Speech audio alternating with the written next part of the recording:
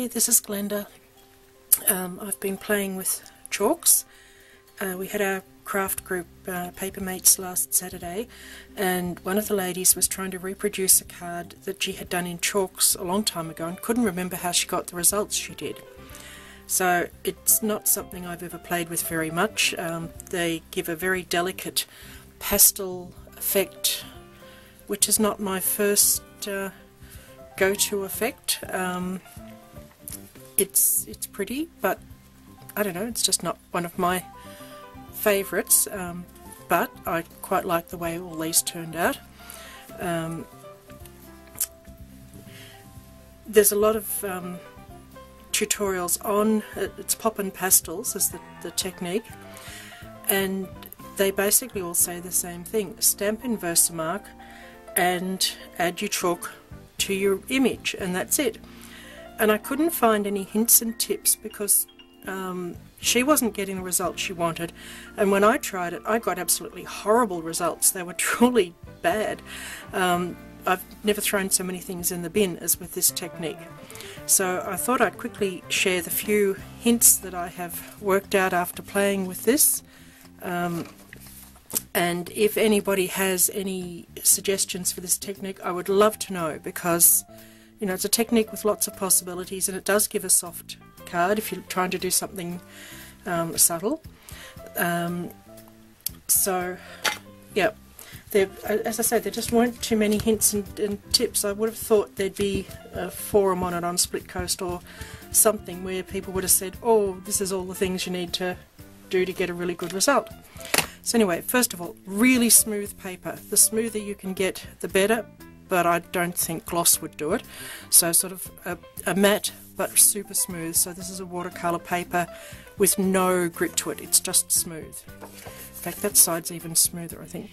So then you want to stamp with some solidity to it. It doesn't have to be a solid stamp, but it's got the delicate ones. I mean, this is a delicate one, and it did work, but there's quite a lot to it. Although it's delicate, it's all compacted. This is the one I'm about to use. See, this one's fairly delicate, but it's got chunky solid bits in it.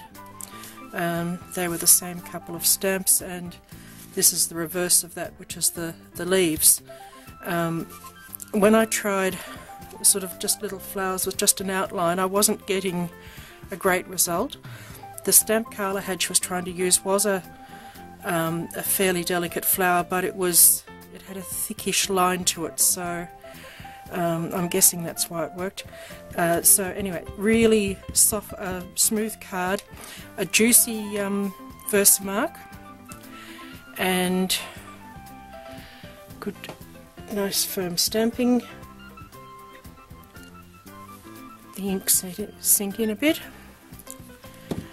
And then I got two different results. These were the good chalks that I kept trying. Then I dug out my old chalks, which were super cheap, and they gave a much better result. Probably, well, I mean, the colours look just as vibrant, and yet these gave a better result. That says artist chalk, this says blending chalk, but on the back of this it says soft blending chalk.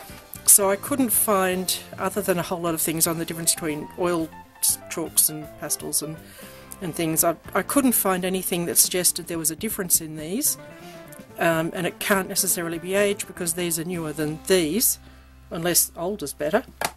Ah, finally, old is better for something. So the other thing was that most people seem to go for using foam to stamp with, and I certainly got much better results with foam than the cotton wool. The dauber is probably the way to go. So this is cosmetic sponge. You can use a dauber, which I just discovered mine is too dirty to use, so I shall have to wash it. And then you just pounce it on, and that definitely was part of the trick, that you pounce, you do not rub. And you just keep at it until your image starts showing up.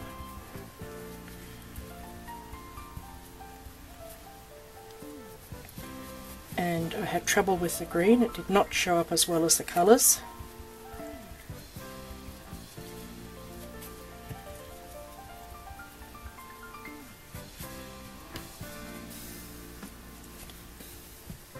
get the idea there. You just keep going, adding colour, and if you get too much chalk where you don't want it, you can use one of the erasers that you need. If I can get it out of the drawer without knocking the camera, one of these sort of kneadable erasers, you can use that to remove some of the chalk if you want to.